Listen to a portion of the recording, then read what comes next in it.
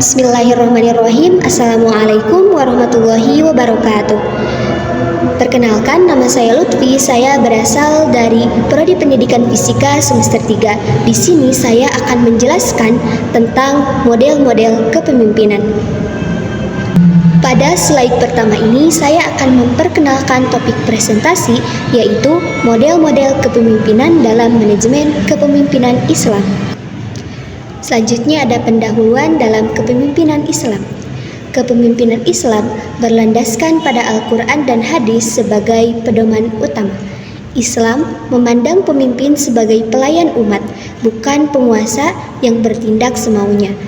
Pemimpin dalam Islam dituntut untuk bersikap adil, jujur, bijaksana, dan juga bertanggung jawab. Kepemimpinan Islam juga sangat relevan diterapkan dalam berbagai situasi, baik dalam keluarga, organisasi, maupun pemerintahan.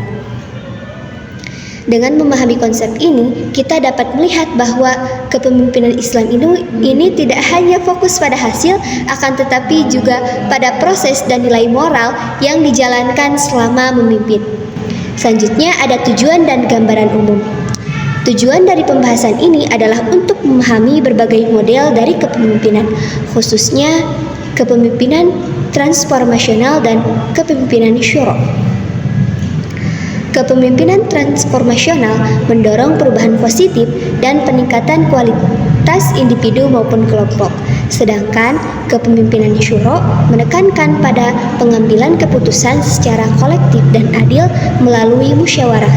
Dengan memahami kedua konsep tersebut, diharapkan kita dapat menerapkannya dalam kehidupan sehari-hari secara seimbang dan juga sesuai dengan nilai Islam.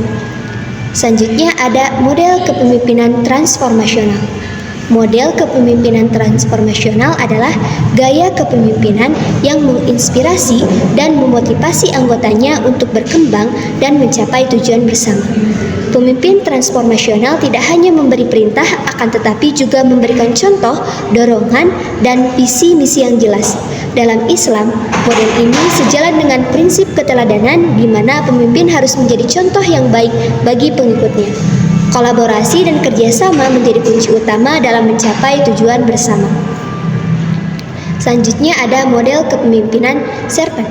Kepemimpinan servant atau kepemimpinan melayani menempatkan kepentingan orang lain di atas kepentingan pribadi.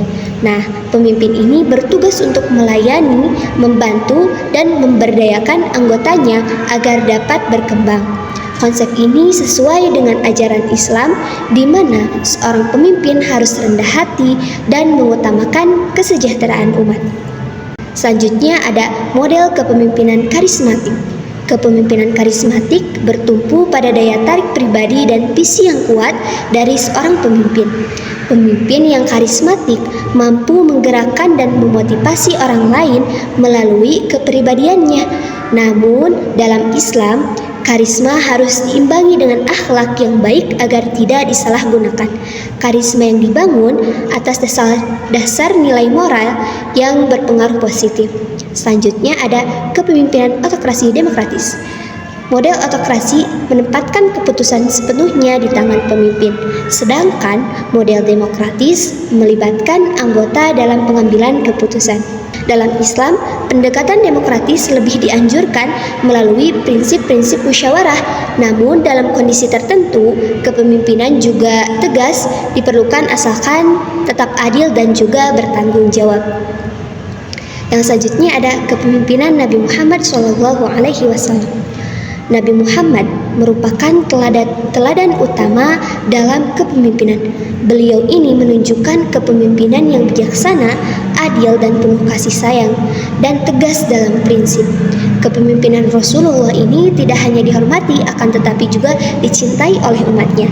Inilah contoh ideal kepemimpinan Islam yang patut diteladani.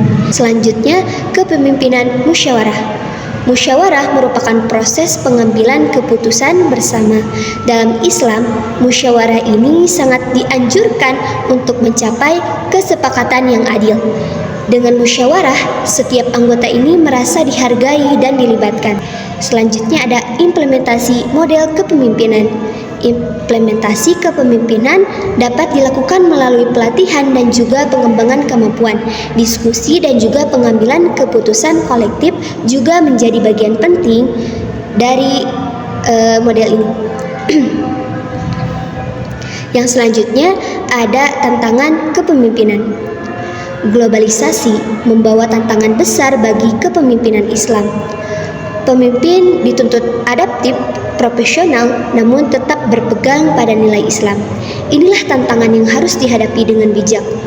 Nah, yang selanjutnya ada pengembangan kepemimpinan. Strategi pengembangan dilakukan melalui pelatihan berbasis dengan nilai. Fokus utamanya adalah keadilan, integrasi, dan tanggung jawab. Dengan strategi ini, kepemimpinan Islam dapat berkembang secara berkelanjutan. Nah, yang selanjutnya ada kesimpulan. Kesimpulannya, kepemimpinan Islam mengintegrasikan nilai spiritual dan profesional. Model-model kepemimpinan Islam mendukung kolaborasi dan juga kebersamaan. Pemimpin Islam harus diharapkan mampu membawa perubahan yang positif. Demikian pemaparan tentang model-model kepemimpinan Islam. Semoga materi ini bermanfaat dan dapat diterapkan dalam kehidupan sehari-hari. Terima kasih atas perhatiannya.